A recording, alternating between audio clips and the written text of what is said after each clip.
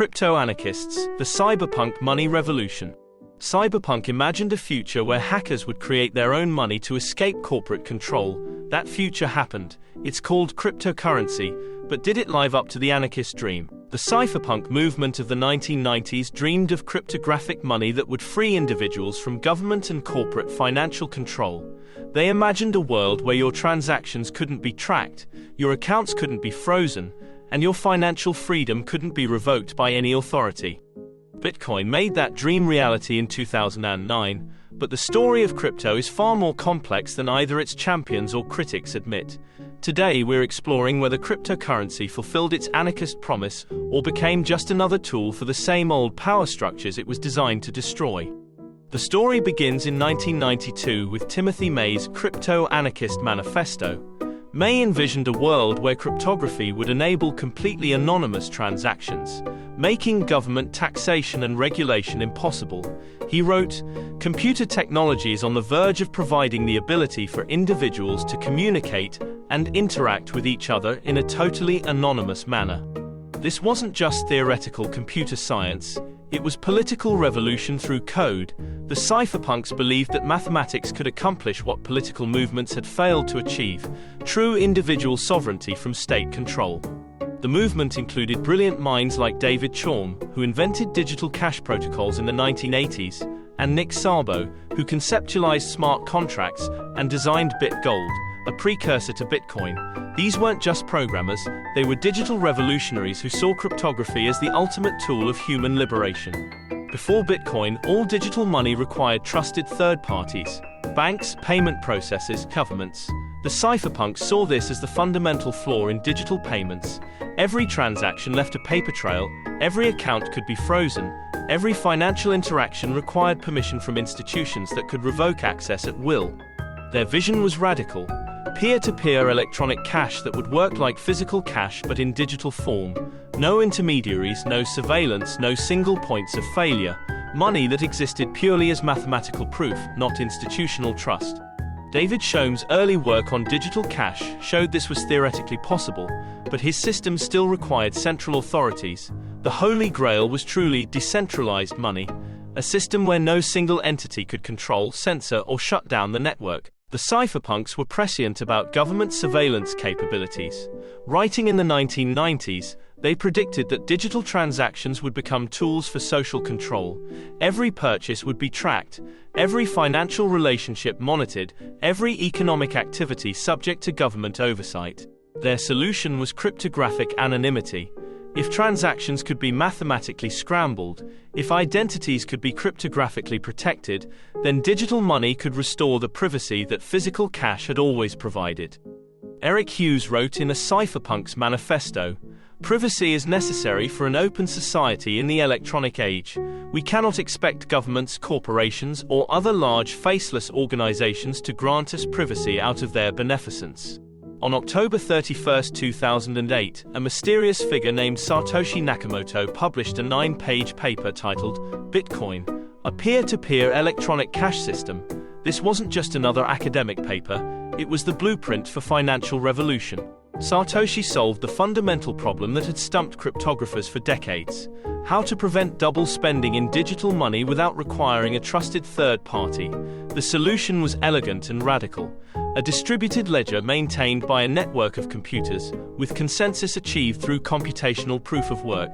The Bitcoin white paper reads like a cypherpunk manifesto translated into technical specifications. Satoshi wrote, "What is needed is an electronic payment system based on cryptographic proof instead of trust, allowing any two willing parties to transact directly with each other without the need for a trusted third party." On January 3, 2009, Satoshi mined the first Bitcoin block, embedding a newspaper headline, "The Times, the 3rd of January 2009, Chancellor on brink of second bailout for banks." This wasn't just a timestamp, it was a political statement about the failure of traditional financial systems. The anarchist dream was crypto as money, a medium of exchange for goods and services. The reality became crypto as speculation, a digital casino where people bet on price movements rather than using it for actual commerce. Bitcoin's price volatility made it nearly useless as daily currency. Why spend Bitcoin on coffee when it might be worth twice as much tomorrow? Why accept Bitcoin for payment when it might crash 50% by next week? The deflationary design that was supposed to prevent government manipulation also prevented practical adoption as money. Instead, cryptocurrency became digital gold, a store of value for those who distrusted traditional finance. But even this use case attracted more speculators than true believers. Studies show that over 90% of crypto trading is speculative, not utility-driven. The promises of banking the unbanked largely failed. Most crypto adoption happened in wealthy countries among people who already had access to traditional banking. The technology that was supposed to democratize finance became another playground for the privileged. The cypherpunk vision was peer-to-peer transactions without intermediaries. The reality became massive centralized exchanges like Coinbase, Binance, and FTX that accumulated enormous power over the crypto ecosystem. These exchanges became exactly what Bitcoin was designed to eliminate: trusted third parties that could freeze accounts, require identity verification, and comply with government regulations. Most crypto users never actually hold their own keys. They store their coins on exchanges that can be hacked, regulated, or shut down. The 2022 collapse of FTX, one of the world's largest crypto exchanges, illustrated this perfectly. Billions of dollars in user funds disappeared overnight because people had trusted a centralized institution instead of using crypto's permissionless infrastructure. Regulatory capture followed predictably. Governments couldn't ban crypto outright, so they regulated the on-ramps and off-ramps, the exchanges where people convert regular money into cryptocurrency. This gave authorities effective control over crypto adoption without needing to attack the underlying networks. The cypherpunk dream was individual sovereignty, people controlling their own money without corporate or government interference. But crypto's biggest adoption victories have come from corporations and institutions, not individuals seeking financial freedom. Tesla bought Bitcoin as a corporate treasury asset. PayPal integrated crypto payments. JP Morgan created its own digital currency. These adoptions legitimized cryptocurrency but also domesticated it, turning a tool of financial rebellion into another corporate product. El Salvador made Bitcoin legal tender, but implementation relied heavily on centralized systems and government control. The Lightning Network, designed to make Bitcoin practical for small payments, became dominated by large nodes that look suspiciously like the banking infrastructure crypto was supposed to replace. Even more ironically, many crypto projects began requiring identity verification, tax reporting, and regulatory compliance, the exact opposite of the anonymous, ungovernable money the cypherpunks envisioned. Bitcoin's proof-of-work consensus mechanism requires enormous computational power, leading to massive energy consumption. Bitcoin mining now uses more electricity than entire countries, making it an environmental nightmare for many potential adopters. This created a fundamental tension between crypto's anarchist ideals and environmental responsibility. The system designed to free humanity from financial oppression was potentially contributing to climate change and environmental destruction. The crypto community split between those who saw energy consumption as the price of financial freedom and those who sought more environmentally sustainable alternatives. New consensus mechanisms like proof of stake emerged, but they required different trust assumptions that some argued undermined crypto's core value propositions. Despite its failures, cryptocurrency achieved remarkable things that traditional finance never could. For the first time in human history, anyone with internet access could participate in a global financial system without asking permission from any authority. Permissionless innovation became crypto's greatest strength.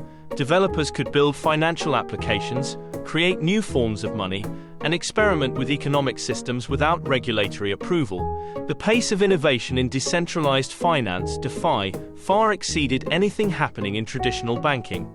Cross-border payments, historically expensive and slow, became nearly instant and cheap through cryptocurrency. Workers could send money to family abroad without paying exorbitant fees to Western Union. Freelancers could receive payments from anywhere in the world without traditional banking infrastructure. The technology also provided financial access in countries with unstable currencies or authoritarian governments. Citizens of Venezuela, Zimbabwe, and other countries with hyperinflation used cryptocurrency to preserve wealth and escape capital controls. But crypto's successes were overshadowed by spectacular failures. The space became dominated by speculation rather than utility. with most projects designed to enrich early adopters rather than solve real problems. Scams proliferated at every level. Ponzi schemes disguised as legitimate projects raised billions from unsuspecting investors.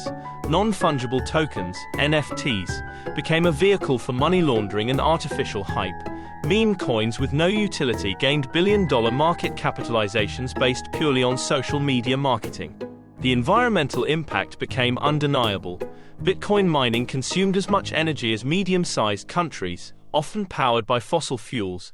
The carbon footprint of a single Bitcoin transaction equaled thousands of credit card payments. Perhaps most damaging was the culture of get-rich-quick thinking that pervaded the space. Instead of building sustainable financial infrastructure, most projects focused on token price appreciation and speculative trading. New experiments continue pushing the boundaries of what's possible with programmable money. Decentralized finance DeFi platforms allow lending, borrowing and trading without traditional financial intermediaries. These systems operate 24/7, serve global users, and execute transactions automatically through smart contracts. Stablecoins attempt to solve crypto's volatility problem by pegging digital currencies to stable assets like the US dollar. This makes crypto more practical for payments and commerce while preserving some of the benefits of programmable money. Ironically, central banks are now developing their own digital currencies, CBDCs, applying crypto's technical innovations while maintaining government control. This represents the complete opposite of the anarchist vision: programmable money that gives governments unprecedented surveillance and control capabilities. The answer is both. Cryptocurrency demonstrated that decentralized, permissionless money is technically feasible and can provide real value to users worldwide. The core technology works exactly as the cypherpunks envisioned, mathematical proof enabling trustless transactions. But most users treat crypto like speculative investments rather than revolutionary financial infrastructure.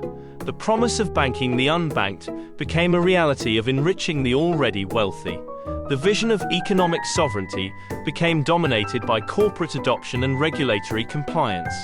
The technology is anarchist, but the ecosystem built around it largely reproduces existing power structures. Wealthy individuals and institutions accumulate most of the benefits, while ordinary users often become exit liquidity for sophisticated traders. Yet the tools for financial sovereignty do exist. Anyone can run a Bitcoin node, hold their own keys, and transact without permission. The infrastructure for true peer-to-peer money is available. Most people just choose not to use it that way. Crypto gave us the tools for financial sovereignty, but couldn't change human nature. The technology is anarchist, but most users just want to get rich quick rather than build alternative financial systems. The cypherpunk dream of mathematical money free from institutional control became reality. It's just that most people prefer the convenience of trusted third parties over the responsibility of true self-sovereignty. Maybe this was inevitable.